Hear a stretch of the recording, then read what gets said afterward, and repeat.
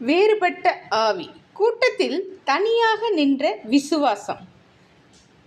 பிரியமானவர்களே, ஒரே தேசம், ஒரே பயணம், ஒரே அனுபவங்கள், ஆனால் ஒரே முடிவு இல்லை. 12 பேர் தேசத்தை பார்த்தார்கள். 10 பேர் திரும்பி வந்தார்கள். பயம் கண்களில், தோல்வி வார்த்தைகளில். 2 பேர் மட்டும் வேறுபட்டவர்கள், யோசுவாவும் காலேபும்.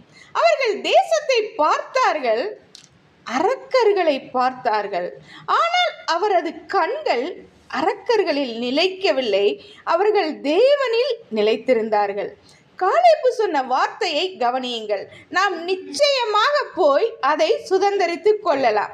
இது அவசரம் அல்ல, ஆழ்ந்த அனுபவத்தில் பிறந்த நம்பிக்கை. பிரியமானவர்களே, வேறுபட்ட ஆவி என்றால் பிரச்சனை இல்லாத வாழ்க்கை அல்ல, பிரச்சனையிலும் தேவனை பார்ப்பது. 10 பேர் கூட்டமாக பேசினார்கள், 2 பேர் தனியாக நின்றார்கள். கூட்டத்தின் குரல் அல்ல, தேவனின் குரலை தேர்வு செய்தார்கள்.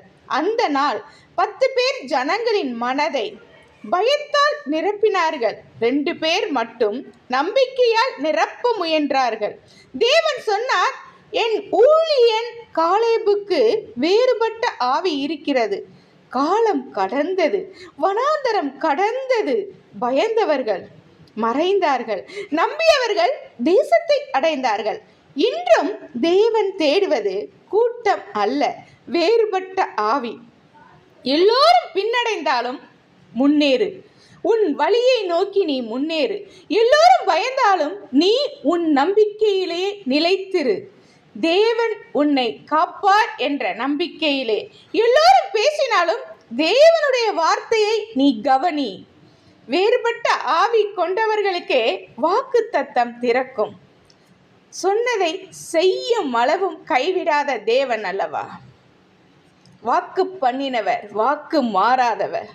நாம் ஒரே சிந்தையோடு, ஒரே ஆவியோடு தேவனை நோக்கி பார்க்கும்போது தேவன் நம்முடைய காரியங்களை வாய்க்க பண்ணுவார். நம்மையும் பரம கானானுக்குள் அழைத்து செல்வது அதிக நிச்சயம் அல்லவா? தேவன் தாமே ஆசீர்வதிப்பாராக. ஆமென்.